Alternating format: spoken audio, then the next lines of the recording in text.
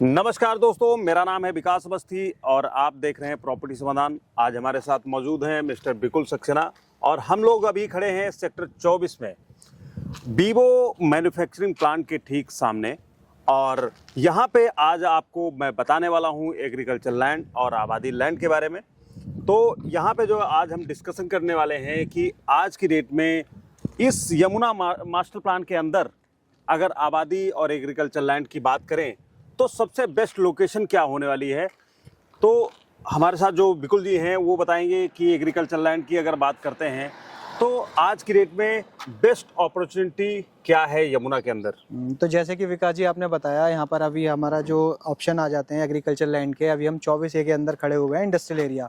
ये बात करें यहाँ पे आपको वीवो की बाउंड्री आ जाती है, ठीक है जी। उसके बराबर में यहाँ पर आपको पतंजलि हो जाएगा, फिर DS ग्रुप हो जाएगा। बिल्कुल। तो ओवरऑल जो लोकेशन रहने वाली है वो 24A रहने वाली है।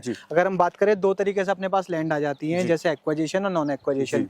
एक्वाजिशन में अगर आप कोई भी लैंड खरीदते हैं तो आपको 25 लाख रुपए बीघे के हिसाब से स्टार्टिंग हो जाती है। ठीक है जी, लोकेशन वाइज होता है। अगर नॉन तो जो एक्वायरमेंट वाली चीजें हैं, जैसे कि आपने बताया कि 25 लाख रुपए मिलती हैं, तो आज की रेट में जो गवर्नमेंट ने एक्विजिशन का रेट रखा है वो 4300 रुपए कर दिया है। तो इस हिसाब से आज की मार्केट में थोड़ी सी हलचल दिख रही होगी। जैसे कि बात करें भी मार्केट में अभी आया, जैसे अभी मुआवजे का जो रेट आया है वो बढ़ गया है। ठीक है जी। तो अगर हम उसमें बात करें कि अगर आपका 25 लाख रुपए बीघे के आसपास आपको यहाँ पर एक्विजिशन वाली लैंड मिल जाती है, जो इन फ्यूचर आपको बहुत अच्छा एप्रिसिएशन, उसमें आपका 7% या 10% का आपको प्लॉट भी मिलेगा। ठीक है जी। तो ये ऑप्शन आपके लिए बहुत बेस्ट हो सकता है। देन उसके बाद अगर हम बात करें नॉन एक्विजिशन वाली जो लैंड आ जाती है, उसमें आपको 10,000 रुपए गज से स्टार्टिंग हो जाती है। ठीक है, यानी कि वो लैंड आबादी की होगी। हाँ, आबादी की होगी बिल्कुल जी। जिसमें आगे इन फ्यूचर आप अपना प्राइवेटली कुछ भी काम कर सकते हैं, होटल बना सकते हैं, हॉस्टल्स बना सकते हैं, PG बना सकते हैं, कुछ भी रेंटल इनकम अपनी जनरेट करनी है, वेयर हाउस बनाना है, बहुत सारे ऑप्शंस आ जाते हैं अपने। तो जैसे सपोज करो अभी हम इंडस्ट्रियल एरिया में खड़े, तो इंडस्ट्रियल एरिया के सामने जस्ट सामने आपको आबादी मिल जाती है। ठीक है जी। आपको उसके आगे भी आबादी मिल जाती है। ये आपका वीवो हो गया, देन उसके बाद में यहाँ पर आपका पतंजलि हो गया। तो काफी सारे इंडस्ट्रियल एरिया आ जाते हैं। जैसे हम बात आप देख सकते हैं कि यहाँ पर आपका सुपरटेक का प्रोजेक्ट है। ठीक है जी। आगे अगर बात करें यहाँ पर ATS का हो जाता है, ATS एल्योर हो जाता है। ठीक है जी। बहुत सारे प्रोजेक्ट है, बिल्डर्स भी आ जाते हैं। इस तरीके से यहाँ पर। तो यहाँ पे आपके कहने के मुताबिक आज की डेट में जो जेवर एयरपोर्ट के आसपास का एरिया है, रेडिएशन 10 किलोमीटर अगर मानते हैं, तो यहाँ पे जो कमर्शलाइज आबादी में होगी वो बहुत हायर क्लास में हो रही है, हायर लेवल पे हो रही है। और यहाँ पे जो एयरपोर्ट के आसपास आपने वेयर हाउस का जिक्र किया, वेयर हाउस यहाँ पे काफ़ी ज़्यादा मात्रा में बनने वाले हैं, क्योंकि आसपास का जो एरिया है वो पूरा इंडस्ट्रियल है। और इंडस्ट्री में हमारे हिसाब से वेयर हाउस की ज़्यादा ज़रूरतें होती हैं, क्योंकि माल स्टोरेज की जगह इंडस्ट्री में लोग कम करते हैं, क्योंकि वो चीज़ें महंगी होती हैं।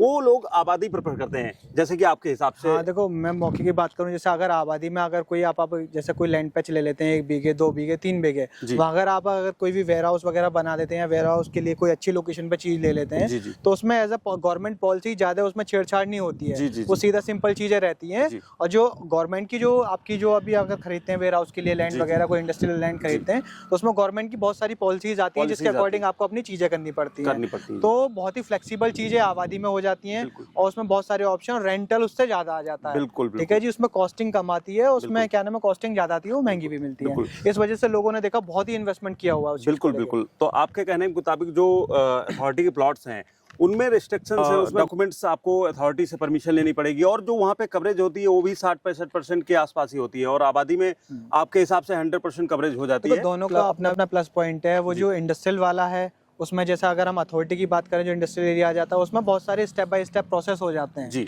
ठीक है जी। उसमें आपका रिस्ट्रिक्शन भी है, रिस्ट्रिक्शन कह सकते हैं, एज अ पॉलिसी कह सकते हैं। तो उस चीज को हम वो नहीं बोलेंगे, दोनों के अलग अलग अपने फायदे हैं। वो आप बायर को देखना है कि भैया हमें आबादी में बहुत अच्छा और रहेगा या उसमें अच्छा रहेगा। दोनों के अपने अपने दोनों फायदे हैं। जी, फायदे नुकसान अपने अपने अलग हैं। तो दोस्तों यहाँ पे जो है आज की डेट में बिकुल सक्सेना जी के हिसाब से जो हमारे पास हम आपके लिए लैंड्स लेके आए हैं आबादी की, वो सेक्टर 24 में यहाँ पे कादलपुर विलेज है। फिर फिल्म सिटी के सामने यहाँ पे मेहंदीपुर उर्फ चंडीगढ़ की ज़मीनें मिल जाएंगी आपको। और फिर आपको सेक्टर 32 में आबादी मिल जाएगी। यहाँ पे मास्टर प्लान में सेक्टर 20 के आसपास भट्टा, पारसोल, भट्टा, मुतैना, और यहाँ पे काफ़ी सारे जगहों पे आबादी की लैंड आज की डेट में अवेलेबल हैं। तो दोस्तों उम्मीद करते हैं इन्फॉर्मेशन आपको पसंद आई होगी। अगर पसंद आए तो वीडियो को लाइक करके चैनल को सब्सक्राइब करना बिल्कुल ना भूलें। और यहाँ पे पूरे क्षेत्र में एग्रीकल्चर आबादी की लैंड लेने के लिए संपर्क करें। नंबर आपको स्क्रीन पे दिख रहा होगा 9999920006। तो दोस्तों मैं मिलूंगा किसी अन्य वीडियो में किसी और इन्फॉर्मेशन, किसी नई जानकारी के साथ। आप देखते रहिए प्रॉपर्टी समाधान। धन्यवाद। आपका समय शुभ हो।